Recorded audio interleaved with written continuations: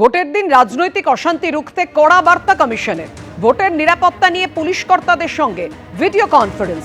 অশান্তি তৈরি করতে পারে এমন ব্যক্তিদের গ্রেফতারের নির্দেশ।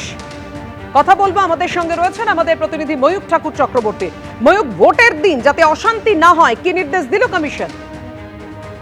দেখো, আজকে রাজ্যের সমস্ত জেলার যারা পুলিশ সুপার এবং যারা কমিশনারেটের পুলিশ কমিশনার তাদেরকে নিয়ে ইলেকশন কমিশনের একটা মিটিং হয়, যেখানে স্পেশাল অবজারভার ছিলেন। ভিডিও কনফারেন্সের মাধ্যমে এই মিটিং হয় এবং সেই মিটিং এ কমিশনের তরফ থেকে পরিষ্কার যে নির্দেশ দেওয়া হয়েছে যে ভোটের দিন যারা রাজনৈতিকভাবে সমস্যা তৈরি করেন, অবৈধ জমায়েত করেন, ভোট প্রক্রিয়া ব্যাহত করার চেষ্টা করেন, যাদেরকে ইলেকশন কমিশনের ল্যাঙ্গুয়েজে বলা হয় ট্রাভেল মঙ্গার্স, এই যারা নোন ট্রাভেল মঙ্গার্স তাদেরকে 72 ঘন্টা আগে, অর্থাৎ নির্বাচনের 3 দিন আগে তাদেরকে গ্রেফতার করে লক আপের মধ্যে রাখতে হবে। কোনোভাবে ভোটের দিন তারা যাতে রাস্তায় না থাকে, এটা কমিশনের তরফ থেকে সমস্ত এসপিকে ওরা নির্দেশ দেওয়া হয়েছে যে যারা নোন ট্রাভেল মঙ্গার্স তাদেরকে ভোটের 72 ঘন্টা আগে গ্রেফতার করতে হবে এবং তারপর তাদেরকে লক আপে রাখতে হবে, যাতে ভোট প্রক্রিয়ায় কোনোভাবে কেউ কোনো ডিস্টার্ব না করে।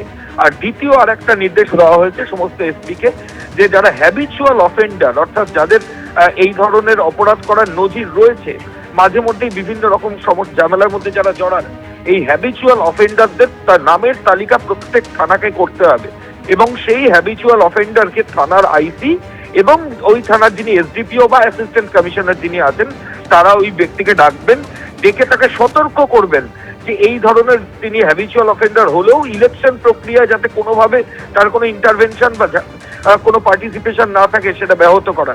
যদি সে সেটা না মানে, ডেকে সতর্ক করার পর, তাহলে তার বিরুদ্ধেও লিগাল স্টেপ নিয়ে তাকে অ্যারেস্ট করার কথা কমিশনের তরফ থেকে আজকে সমস্ত পুলিশ সুপার এবং পুলিশ কমিশনারদের ভিডিও কনফারেন্সে নির্দেশ দেওয়া হয়েছে।